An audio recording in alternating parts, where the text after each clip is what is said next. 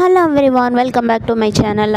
நானும் இன்றைக்கி நம்ம பார்க்க போகிற டாபிக் என்ன அப்படின்னு சொல்லி பார்த்தீங்கன்னா, ப்ரெக்னென்சி டைமில் 36th வீக் வந்து எப்படி இருக்கும் அப்படிங்கிறத பற்றி தான். அதாவது வந்து 36வது வாரத்தில் வந்து உங்கள் குழந்தையோட வளர்ச்சி வந்து எவ்வளோ தூரம் இருக்கும், அதே மாதிரி உங்கள் உடம்பில் வந்து என்னென்ன மாற்றம்லாம் நீங்கள் உணர்வீங்க அப்படிங்கிறத பற்றி தான் இந்த வீடியோவில் நான் ஃபுல்லாக சொல்ல போகிறேன்.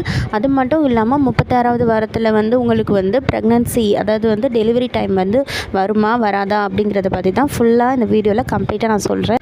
வாங்க வீடியோக்குள்ளே போகலாம். அதுக்கு முன்னாடி நீங்கள் இப்போ தான் இந்த சேனலை ஃபஸ்ட் டைம் பார்க்குறீங்க அப்படின்னு சொன்னால் மறக்காமல் சப்ஸ்கிரைப் பண்ணிடுங்க. பக்கத்தில் இருக்க பெல் ஐக்கானே ப்ரெஸ் பண்ணிடுங்க. அது போக வேறு ஏதாவது டவுட்ஸ் இருந்துச்சு அப்படின்னு சொன்னால் கமெண்ட்ஸில் கேளுங்க.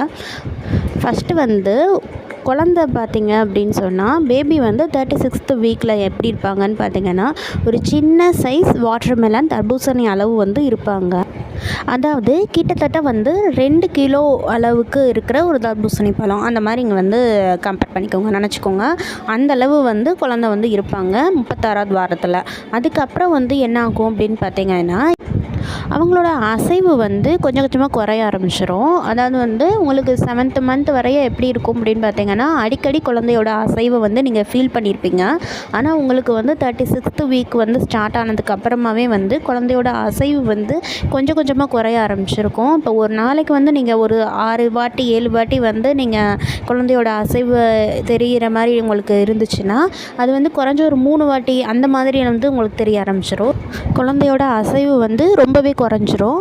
அது வந்து நீங்கள் நோட் பண்ணலாம். அதே மாதிரி பார்த்தீங்க அப்படின்னு சொன்னால், குழந்தையோட அசைவு வந்து எதுக்காக குறையும் அப்படின்னு பார்த்தீங்கன்னா, ஒரு காரணம் என்ன அப்படின்னு பார்த்தீங்கன்னா, உங்கள் குழந்தை வந்து ஓரளவு வளர்ந்துருவாங்க. அதனால் அவங்களால வந்து கொஞ்சம் அசைகிறது கொஞ்சம் சிரமமாக இருக்கும். அந்த ரீசன்னால் வந்து அப்பப்போ தெரியும். 2வது காரணம் என்ன அப்படின்னு பார்த்தீங்கன்னா, குழந்தையோட தலை வந்து இடுப்பெலும்புக்குள்ளே ஃபிக்ஸ் ஆயிரும். அதாவது வந்து குழந்தையோட தலை வந்து கீழே திரும்பிடும். அந்த மாதிரி திரும்பிடுச்சு அப்படின்னு சொன்னால் அவங்க வந்து டெலிவரிக்கு ரெடி ஆகிட்டாங்க அப்படின்ற மாதிரி அர்த்தம். இதனால் ஒரு குழந்தையோட அசைவு வந்து உங்களுக்கு கண்டினியூஸாக தெரியாது. இது வந்து ஒரு 2வது ரீசன். ஆனால் வந்து முக்கால்வாசி பேருக்கு வந்து 36வது வாரத்துலலாம் குழந்தை வந்து தலை திரும்பாது, ப்ரீச்சில் தான் இருக்கும். அப்படி ப்ரீச் பொசிஷனில் இருந்து குழந்தை வந்து மெல்லமாக திரும்பி அவங்க வந்து 38 39 வீக்ஸில் வந்து திரும்பிடுவாங்க.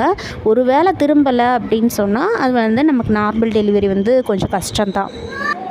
அடுத்ததாக வந்து 36வது வாரத்தில் உங்களோட உடம்பு வந்து என்னென்ன சேஞ்சஸ்லாம் பார்க்கும் அப்படின்னு பார்த்துடலாம்.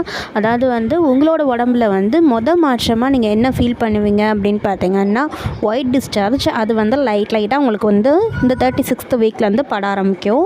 ரொம்ப நிறையாலாம் இருக்காது, கொஞ்சம் கம்மியாக ஓரளவு இருக்கும். ஆனால் வந்து லைட்டாக அப்பப்போ வரும்.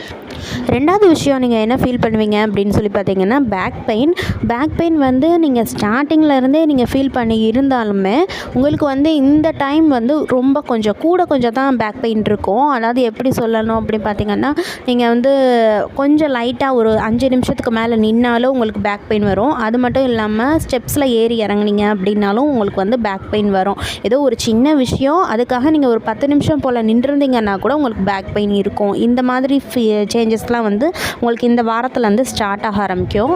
அப்புறம் மெயினாக வந்து உங்களுக்கு என்ன சேஞ்சஸ் பார்ப்பீங்க அப்படின்னு பார்த்தீங்கன்னா, உங்களோட கால் வந்து வீக்கம் கொடுக்கும்.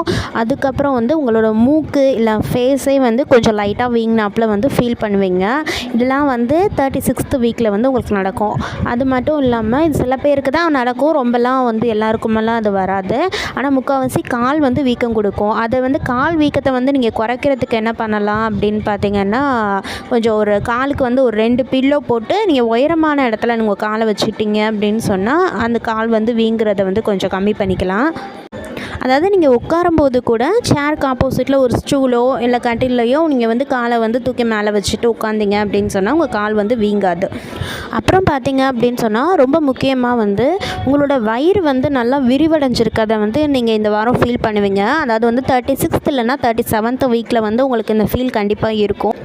இந்த சேஞ்சஸ் எல்லாமே வந்து உங்கள் உடலில் வந்து நடக்கிற மாற்றத்தை வந்து நீங்கள் 36வது வாரம் வந்து ஃபீல் பண்ணுவீங்க. லாஸ்ட்டு வந்துட்டு 36th வீக்கில் வந்து டெலிவரி ஆகுமா அப்படின்னு பார்த்தா ஒரு சில பேருக்கு ரொம்ப ரேரான கேஸில் வந்து டெலிவரி ஆகும். எல்லாருக்கும் மேலே ஆகாது. எல்லாருக்கும் வந்து 38 இல்லைன்னா 39 அந்த மாதிரி வாரத்தில் தான் வந்து டெலிவரி ஆகும். மேக்ஸிமம் பீப்புளுக்கு வந்துட்டு 38வது வாரத்தில் தான் டெலிவரி ஆகும். உங்களுக்கு இந்த வீடியோ பிடிச்சிருந்துச்சு அப்படின்னு சொன்னால் மறக்காமல் சப்ஸ்கிரைப் பண்ணிடுங்க. தேங்க்யூ.